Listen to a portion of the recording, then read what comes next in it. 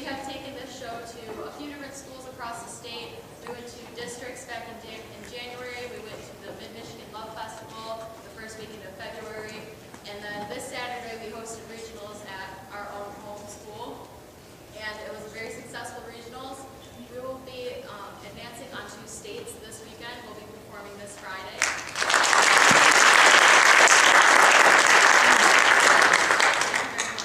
So yeah, you definitely are not wasting your time by coming out and seeing this show. It's award-winning, we're state qualified, and we've been working very hard on this, and we hope that you all enjoy it very much. Yeah, with that being said, I hope you guys enjoy the show. Woodhaven High School, are you ready? Woodhaven High School is ready. Woodhaven High School, your time begins now.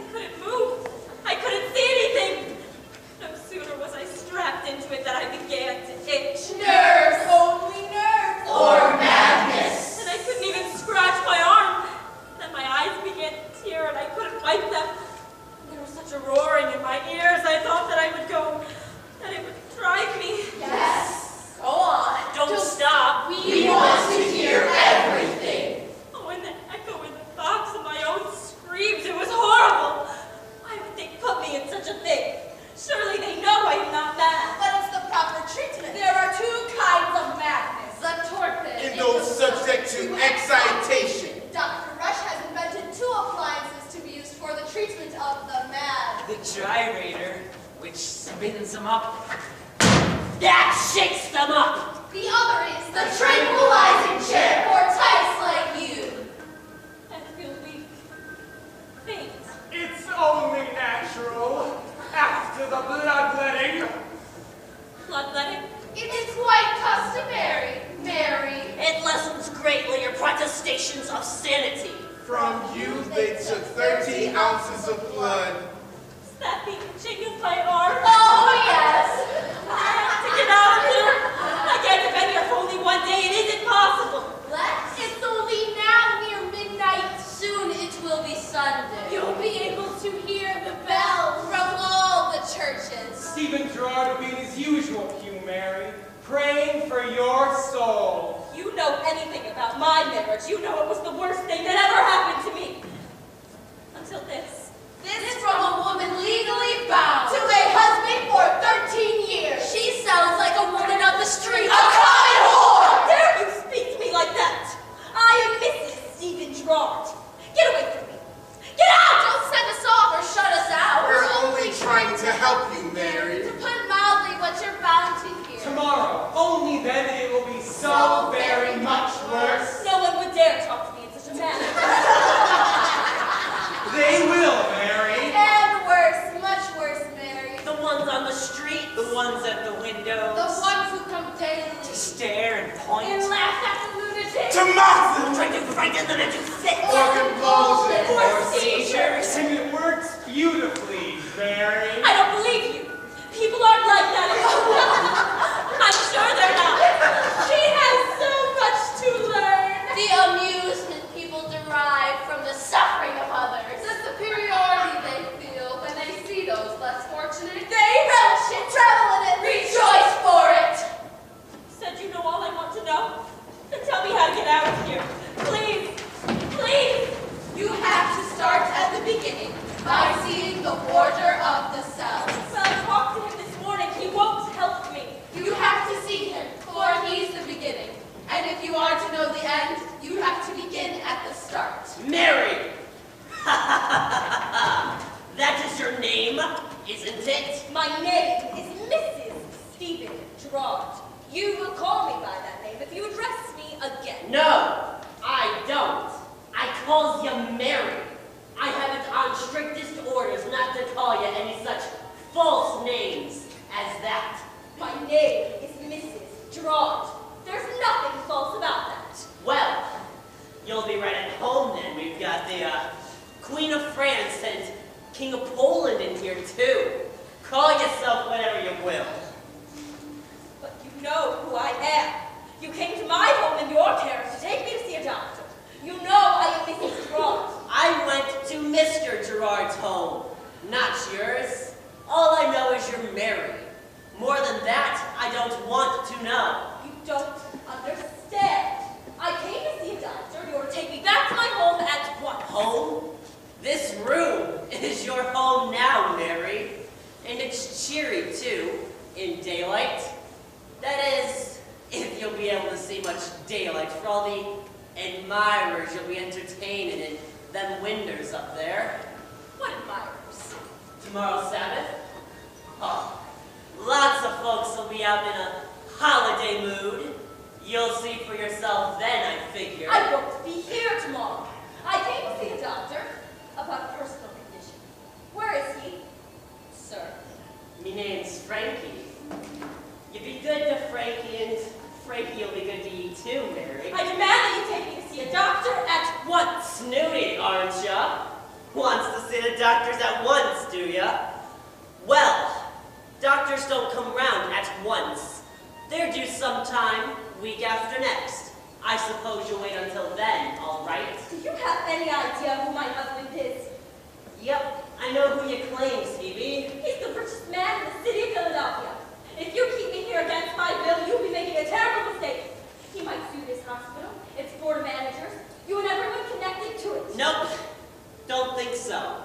Seems I know more about your Mr. Girard than you do, Mary. I doubt that anyone in your position would know anything at all about the likes of Mr. Girard.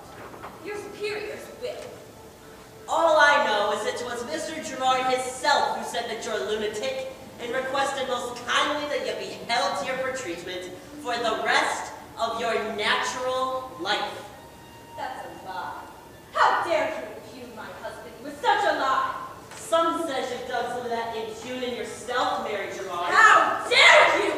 What are you doing? You can't keep me here.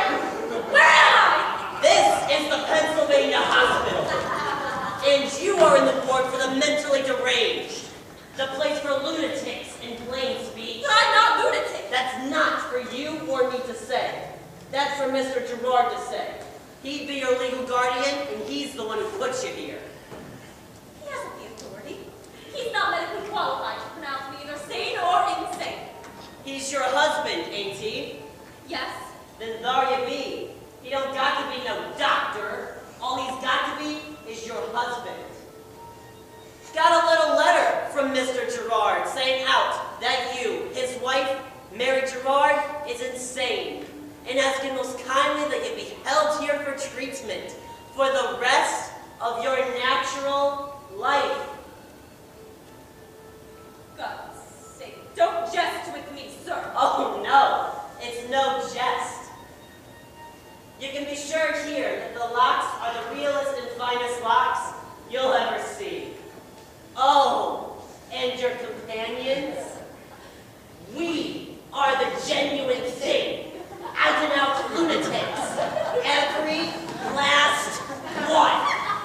Don't be upset, Mary. Mary. That one's past, you can forget all about that one, Mary. I have to get out of here. Why don't they let me see someone? But we can let you see anyone. You choose. Just tell us who it is. Name the name, and instantly you'll see them. Will I truly? Or am I only imagining this? What does it matter, Mary? Give us the names! I want to see my mother. Her mother! Oh, little Mary wants to see her mother! Yes! Let me see her. Please. Madam, you sent for me. Mother? Oh, Mother, you've come to me. Rise, madam. Of course I would come at the bidding of Mrs. Girard. I could hardly do otherwise, could I? Although I cannot pretend to understand why you wanted me here. Oh, I need you, Mother. Need me, ma'am? Surely there is nothing I can do for you, that you haven't the wherewithal to do much better than I. Is it money that I need of you? It is comfort that I need of you now. Comfort? You live in the heart of comfort, madam. Never have I seen a house this fine, furnishings this rich. You must be quite happy here. What are you saying? This is not my home. This is a cell for lunatics. Don't mock me, Madam. Surely you can see this is cold and damp and horrid here. I see that only when you married above your station that brought you great rewards. I also see why you did not want your family coming in here, traipsing the dirt from workmen's feet across your fine wood floors. Family was not welcomed here. Neither were my friends. And now I myself am not. I told you whenever I visited you what things were like for me. You never believed it. Did you? You thought I didn't want you here because I was ashamed of you. Something like that, yes. But it wasn't me. It was Mr. Girard. He didn't want you here. I will not listen to you berate Mr. Girard. Mother, my husband abuses me. For shame that you should give him such cause, and double shame that you be brazen enough to tell. It is the husband's place to rule his wife. The woman is to obey her husband. And why must it be so? Because it is the law. Whose law? God's law. When you married, madam, you vowed to honor and obey your husband till death do you part. This is God's law, then. Why didn't you speak to me about this law before I married Mr. Girard? You were a woman, madam. I was 16 years old. I was a girl. You knew what you were doing. You got the home you wanted and much more. The shine of this house blinds the eye. Look about you. Nothing you see here is mine. I have nothing now. Nothing. Then you can only blame yourself. I asked you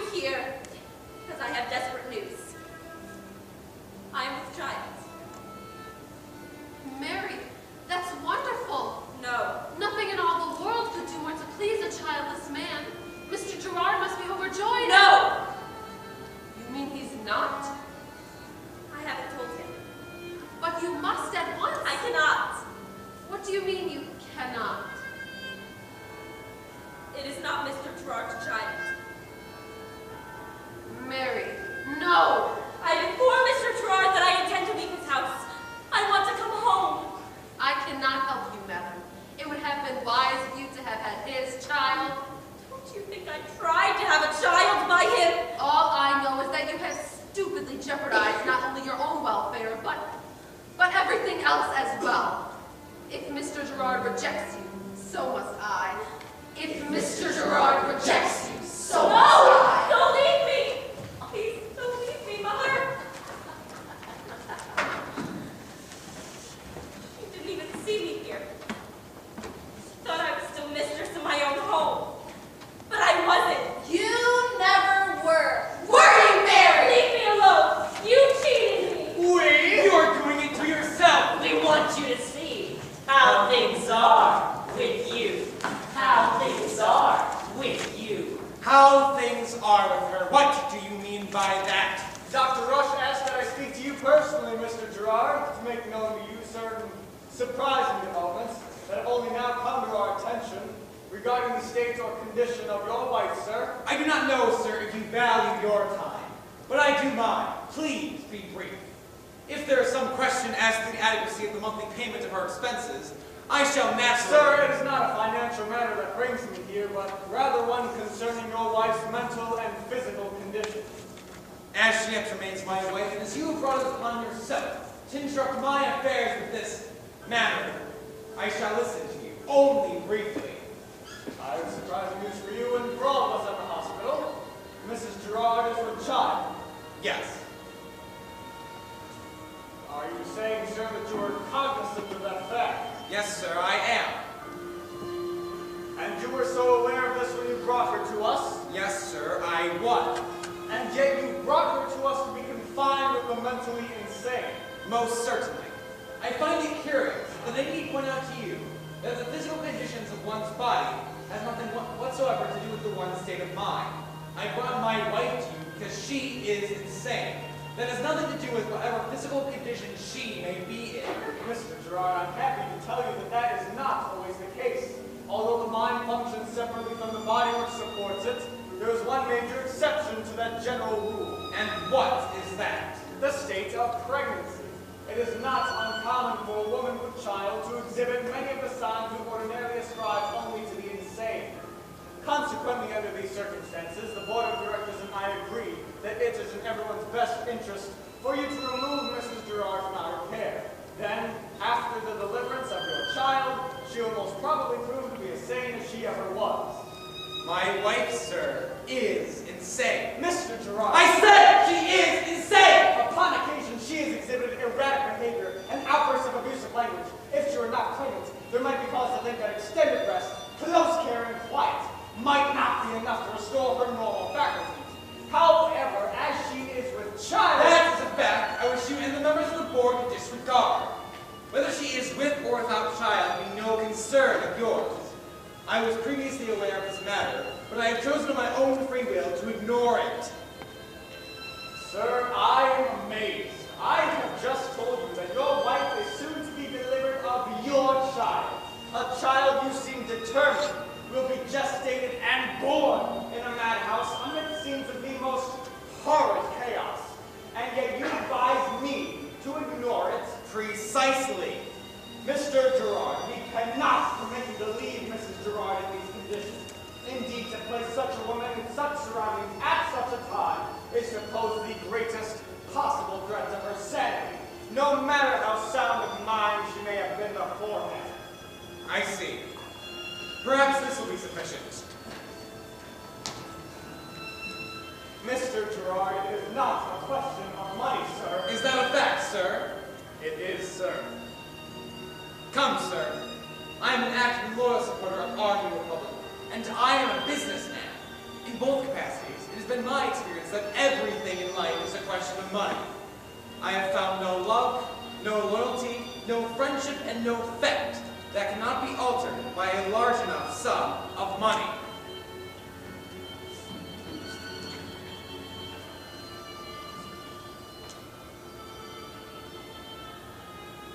But this is made out to... To you, sir.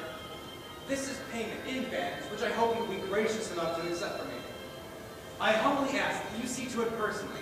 Whatever needs to be done is done to keep all references to her, her child, if it should live, and any other difficulties concerning her beyond my awareness. As to the Board of Trustees, tell them that upon my death, I will leave Pennsylvania Hospital no less a sum than 10 times the amount from there, for the superb treatment accorded the insane one who still unfortunately bears my name. I don't know what to say. Answer only this. Can it be done? Yes. Answer only this. Can it be done? Yes. Good. See to it then. I believe you know your way out. But sir, Sir, what of the child? that, sir, is no concern of mine. I would not have a child of mine born under such conditions for all the money in the world. And I can assure you, sir, neither would I. Mr. Girard, do you mean the child? I bid you good day. Sir? No. Mr. Phillips, don't go! Please don't go! He can't hear you, Mary. He won't hear you, Mary. Nobody will. Poor Mary! Poor Mary Girard! What will become of my child?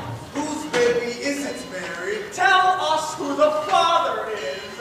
Tell us. Tell! The father is unimportant. He was someone warm and affectionate towards me. You were untrue, Mary. You broke your marriage vow. For shame. Shame, Mary.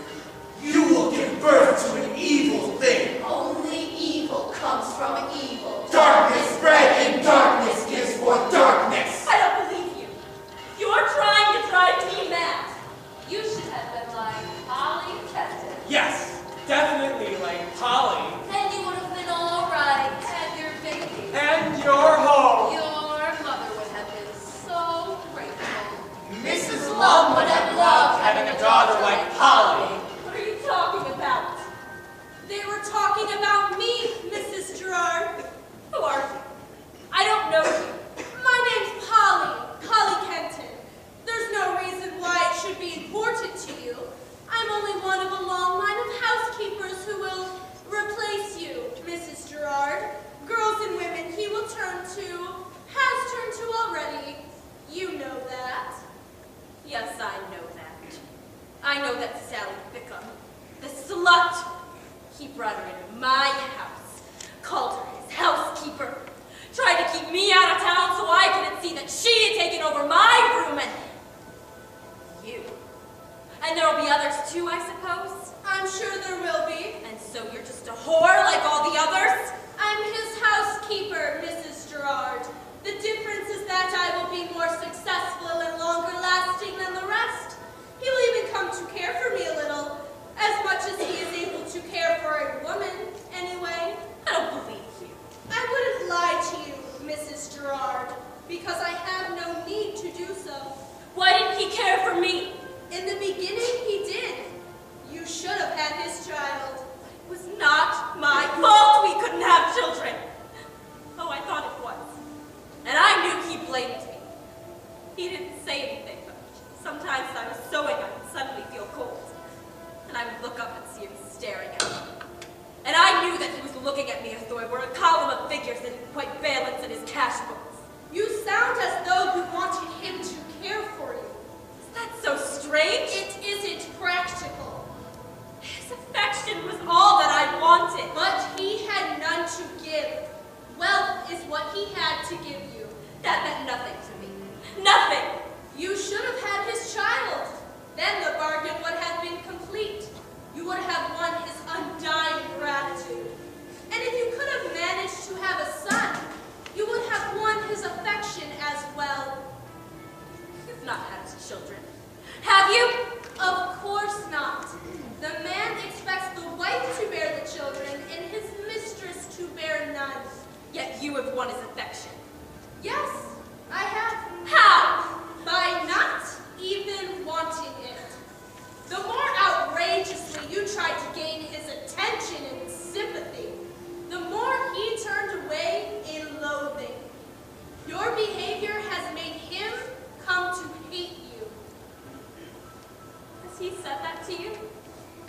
tell you his words exactly. I hate her like the devil, and I note with pleasure that this feeling increases daily. I don't believe you. He wouldn't say that. He wouldn't feel that. I hate her like the devil, and I note with pleasure that this feeling increases daily. I won't believe you. I can't. I hate her like the devil, and I note with pleasure that this feeling increases daily. What intolerable wrong did I do him? Perhaps he does not know himself. The fact is, you are not sensible. It is never sensible to expect a man to tolerate the dreams of his wife. And they said I suffer from dreaming. Oh, we got us some cures for dreamers here, Mary. Dr. Rush gives special care to dreamers, Mary. Some icy baths in winter. Splinters under the thumbnails. A white hot iron on the soles of feet were set. They would not do that to me, for they know that I am safe. How could they Possibly. know that? They know it because it's true. Did they tell you you are sane, Mary? Well, one can tell. Surely one can tell for oneself. No. They have to tell you. Tell you, Mary. Tell you. Who can do that? The board of managers? The directors? You can, Mary. Mary crazy Mary Girard. You can tell. If you really want to, Mary. Easy as making your bed. Gathering flowers. Listening. As simple as praying to God, Mary. God! God! Where are you, God? Do you ever pray, Mary? What do you mean? Of course not. No. To really, really pray to an almighty God with all of your mind and all of your heart and all of your soul. To pray until his mind and his heart and his soul open out to you. Oh, Jesus, my Savior, sweet, sweet Jesus! Jesus! Jesus! Sweet, sweet Jesus. Have you never locked up a lock, Mary? Clickety-clack, clickety-lock! Lock up the lock. I have, many times. He turns the key right in the lock, takes the key in his hand like this, and puts the key in the lock like this, and turns the key in the lock like this. He turns the key right in the lock. Takes them with his hand. Clickety-clack! Lock up the lock. I don't understand. I would have understood exactly, Mary.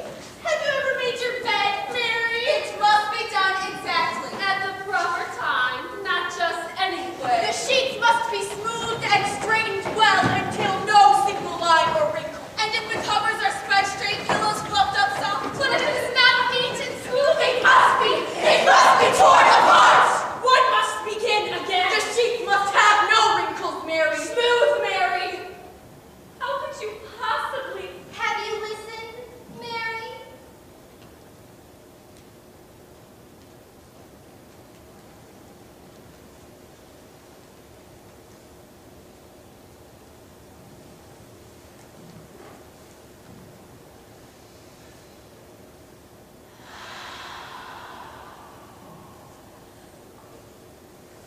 Don't cry, Mary. You mustn't cry, dear. Have you ever held a flower, Mary? Your very own flowers, Mary. Tender and secret and gentle, hide in your arms. You in your secret place. Did you rock with it, Mary? Rock until one by one the petals fall and the stem dries up and the cradle rocks. By yourself, Mary. Rock yourself.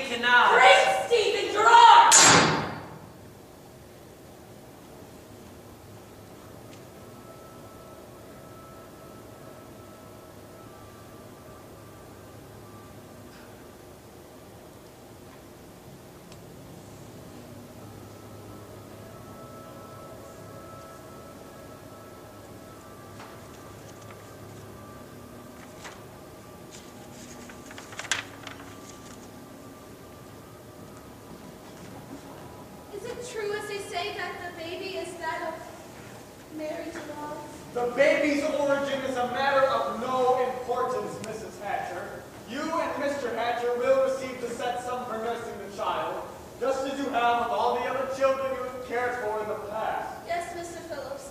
I do appreciate your calling on me again. My health is ever so much better now than it used to be. The past is the past, Mrs. Hatcher. Why have you done this to me? I had no choice. You are insane. Don't lie to me, Stephen. Even if I were insane, you could have spared me this. I hope that is true. Such a pretty little baby. And a girl. What is her name? Her name is Mary. Call it whatever you wish. It is immaterial. Oh, I shall take good care of this one, Mr. Phillips. There will be no repeats of my old mistakes. I ask you not to speak of the past, Mrs. Hatcher. It is best if you keep hidden from your neighbors the source from which you received this child. I shall love having her. I'm very grateful. I've never had a little girl before. I think I'll call you Rose. Rose is my name, you see, and you will be my little girl. Mrs. Hatcher. She told me you hated me like the devil. I didn't believe her until this moment. Mrs. Hatcher. Yes, Mr. Phillips. I caution you against becoming too fond of this child. What do you mean, Mr. Phillips? The baby seems normal. It requires all the care and attention that other children require. However, there is a difference. What difference, Mr. Phillips? Tell me, please. Don't let him do this. Its mother is a patient among the insane. Oh, no. The baby has been born by and among those possessed by devils. God preserve us. By and among those possessed by devils. By and among those possessed by devils. Is this what I am to you? When we met, I was 16 years old. A servant carrying water through the streets. I laughed at everything then, and I was happy without even knowing it. Do you remember that girl, Stephen? She does not exist, madam. No, we destroyed her, you and I. Destroy her! Did you ever love her? She was pretty. People noticed her. She was innocent, a trait few women have. Innocent! And then she married you and thought she had gained the whole world, but in reality, only gained this little room! She had everything she should have wanted. The cost was too great. It cost her nothing. Nothing! What is the value of nothing, Mr. Girard? What is its price? Can you estimate the enormity of nothing? I was prepared to give you everything, but you wanted only nothing. So it is fitting that you placed me here in this room with nothing. You had everything a woman could have reasonably have wanted. What good is reason without some little affection? If you wanted affection, you should have told me instead of making a public display of yourself. Stephen, I made no attempt to hide my behavior from you. We differed in only one way. I didn't bring my lovers under your roof. I always maintained a respect for you and a regard for your feelings and your pride. Perhaps I should not have done the things that I have done, but in this I am not alone. Don't lock me in this poorhouse. Send me away, Stephen. I will go wherever you wish. Take me to one of your houses. Lock me in a room. Give me my father's nails, tools, and hammer, and I will drive the demons away. Lock me in a room. Allow me there to suffer my conscience and dream my dreams alone. Alone, a seclusive wife pleases no one. The needs of my sex are fewer than those of yours, madam. Men are more self-sufficient. Consequently, it is all the more important for a man's wife to see to it that his needs are met. Your acknowledgement of me as your husband never went beyond the duties of the flesh. You mean to say that my thoughts were my own? I mean to say you failed to be a dutiful wife. When I met you, you were a peasant. I had hoped you would rise above your origins. It is well known that the wife of Stephen Girard converses indiscriminately with persons of no consequence. In these ways and others, you have failed me.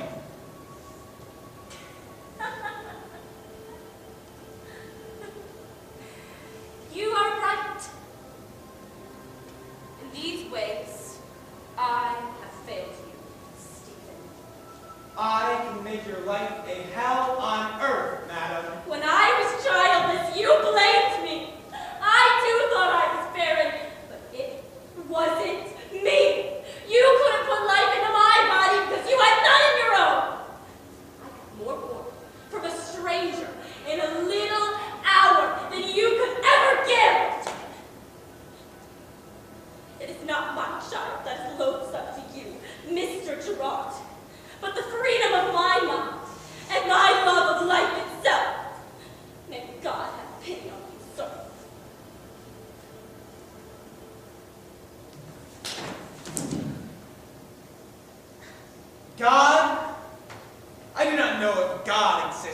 cannot be sure of him. I will see to it myself that you endure a hell on earth, and I will pray to a possible God that it may endure forever. All right. All right! My baby will live. She thinks her baby will give her solace. Not so, Mary. Oh, no. No, no. You were untrue, Mary. You broke your marriage vow. For shame. Shame, Mary. You will give birth to an evil thing. Only evil comes from evil. Darkness bred and darkness is for darkness. As we have shown you the past, As we have shown you what the far future holds. so we will now show you what is yet to be.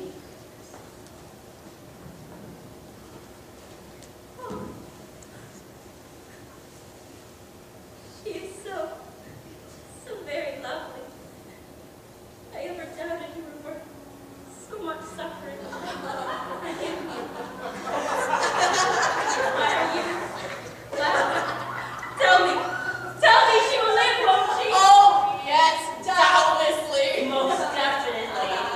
She will be happy. Tell me, will she be happy? Most certainly. Quite as happy as she could be. Most decidedly happy.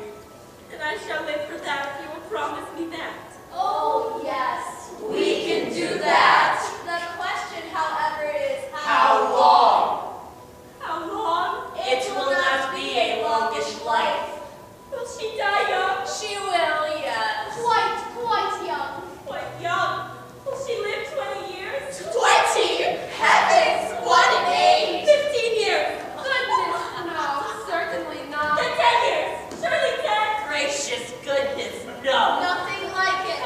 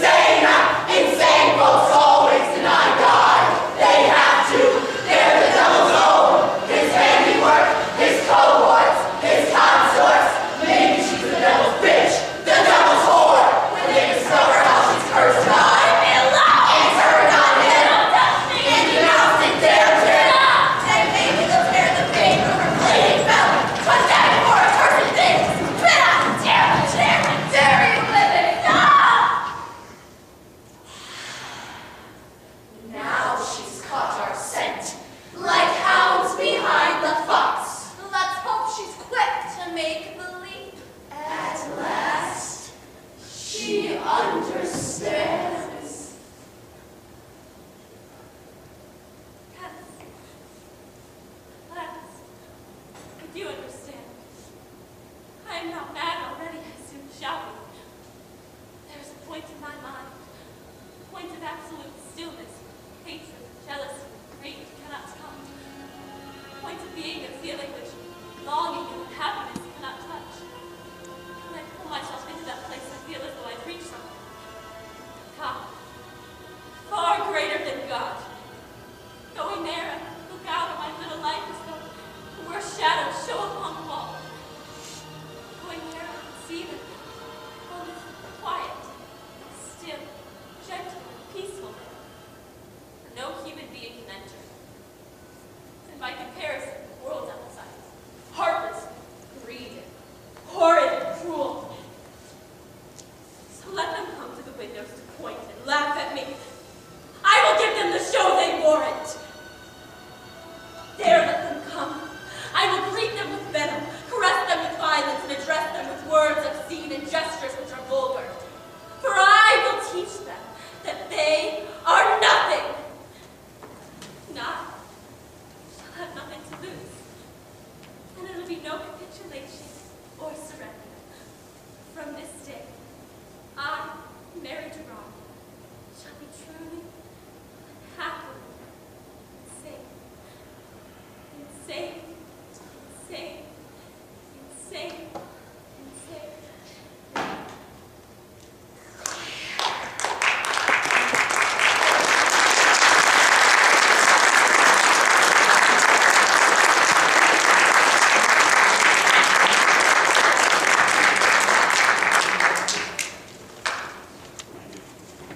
Following the show, they have 5 minutes to put all of their stuff away, so they'll start that process right now.